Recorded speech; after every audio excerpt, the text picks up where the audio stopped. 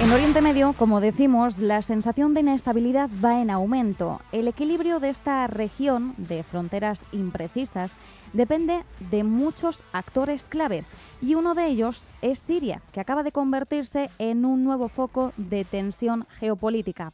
Vamos a intentar entender qué está ocurriendo en estos momentos y por qué es importante en el actual mapa de intereses internacionales cruzados.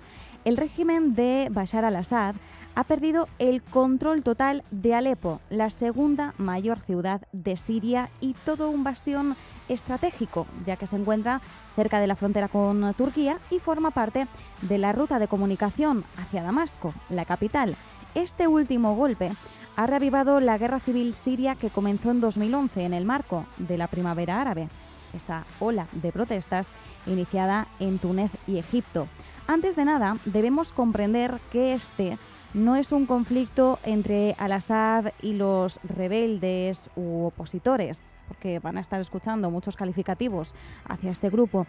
Se trata más bien de un entramado mucho más complejo, de múltiples dimensiones, en el que hay distintas agrupaciones envueltas y los motivos tras los enfrentamientos entre ellas son políticos, territoriales, ideológicos y religiosos. Es un tema tan complejo como su propia resolución. De hecho, entender quiénes son los contendientes tras este conflicto tampoco resulta nada sencillo, pero lo vamos a intentar. Vamos a hablar de bandos. En el primer bando tendríamos las fuerzas gubernamentales lideradas por al-Assad. Se trata de un grupo, aunque ya verán, el resto tampoco se queda atrás, muy heterogéneo, en el que tenemos por un lado las fuerzas de al-Assad, que son minoritarias, pero que están muy bien preparadas y con un claro objetivo, que es mantener a al-Assad en el poder.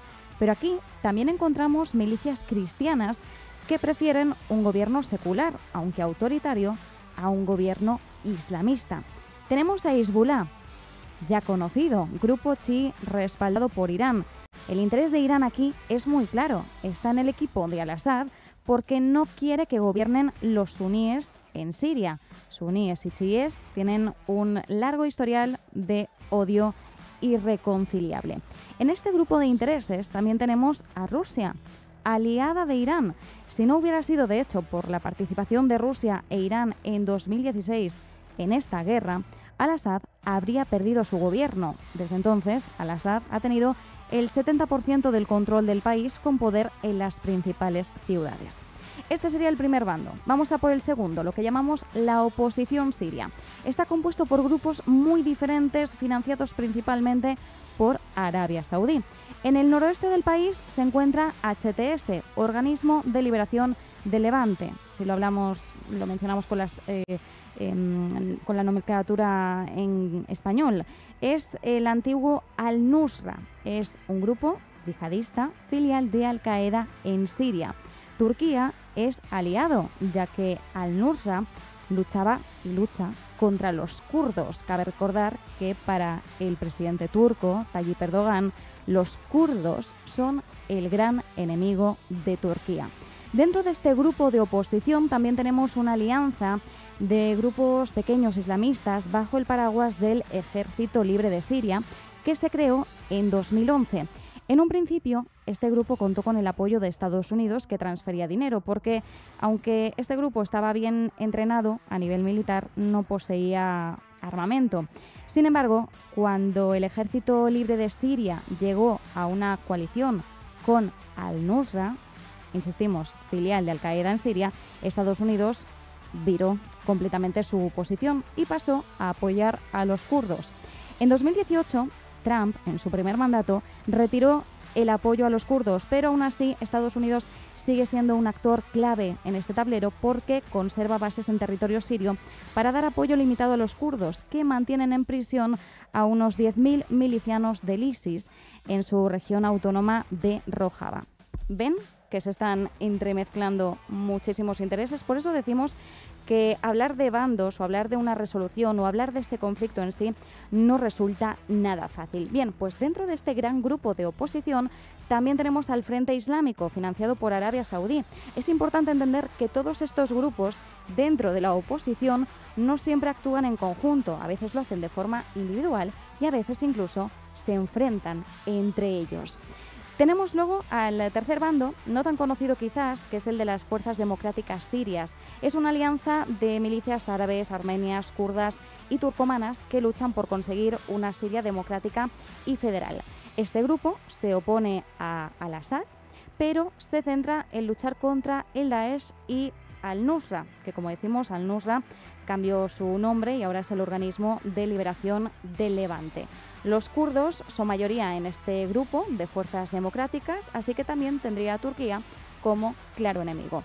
Y luego tendríamos al Daesh, que aprovechó en su momento el conflicto civil sirio para obtener gran parte del país, llegó a obtener hasta un tercio de Siria, está enemistado con Al-Nusra, así que también tenemos un enfrentamiento entre ellos, pero tienen un enemigo común, que son los de las Fuerzas Democráticas Sirias, que está integrada sobre todo por los kurdos.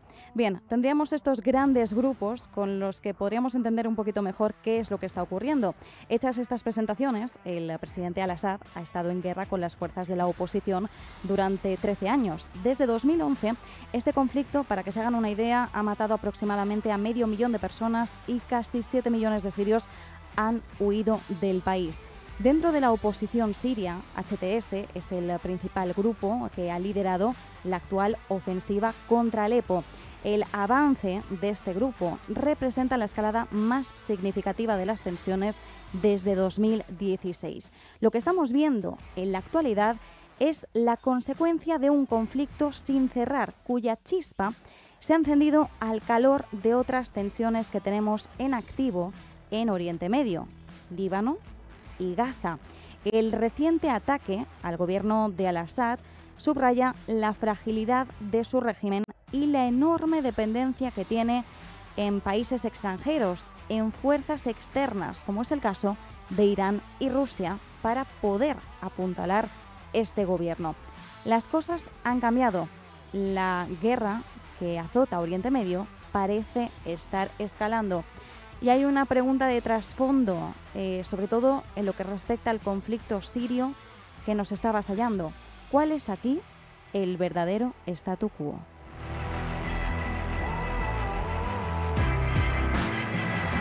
En otro frente tenemos que mirar, por supuesto, al alto el fuego en el Líbano. Netanyahu ha amenazado hoy de nuevo a Hezbollah con una dura represalia por violar el alto el fuego. Esta advertencia se produce después del ataque del grupo militante contra una posición de las fuerzas de defensa de Israel en la zona del Monte Dov. Un ataque que para Netanyahu supone una grave violación del acuerdo de tregua, por lo que ya ha dicho que Israel va a responder con fuerza. Ha señalado el primer ministro israelí que una violación menor siempre va a ser tratada como una grave dentro del marco de la tregua. Y, por cierto, que en sus últimas declaraciones Netanyahu también ha confirmado que Israel está pendiente de lo que ocurre en Siria. Hay una gran evolución en el asalto, vemos también un gran espíritu, es el espíritu de la victoria y estamos ganando. En esta época seguimos también detrás, pendientes de lo que está ocurriendo en Siria. Tenemos la intención de proteger los intereses vitales del Estado de Israel y conservar las ganancias de la guerra.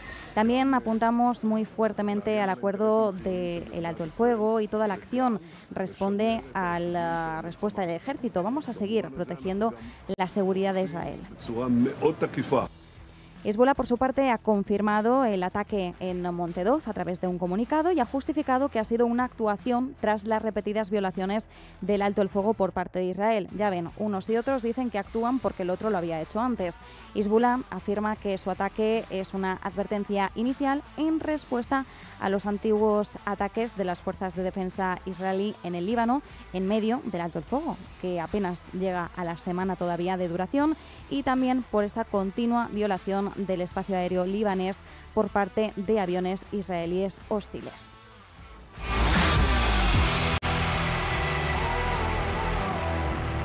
En cuanto a Rusia y Ucrania, hoy ponemos la mirada en Alemania. La ministra de Asuntos Exteriores, Baerbock, ha asegurado que Putin está arrastrando a Asia al conflicto con Ucrania mediante el despliegue de tropas norcoreanas. Hasta el momento, el Kremlin, recordamos, no ha confirmado ni negado esta información. La ministra se ha reunido con su homólogo chino y ha lanzado también una advertencia. Pide que China retire el apoyo a Rusia porque afectará a las relaciones con Europa y ha pedido ayuda directa al gigante asiático para que ponga fin a la guerra en Ucrania.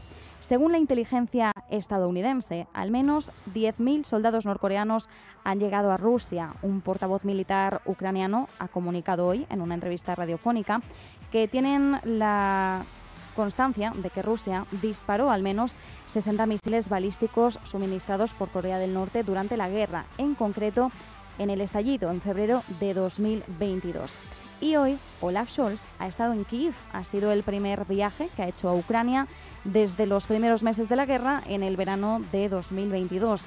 Se ha reunido con Zelensky y ha aprovechado ese viaje para anunciar más entregas de equipos por valor de 650 millones de euros que se van a entregar este mes.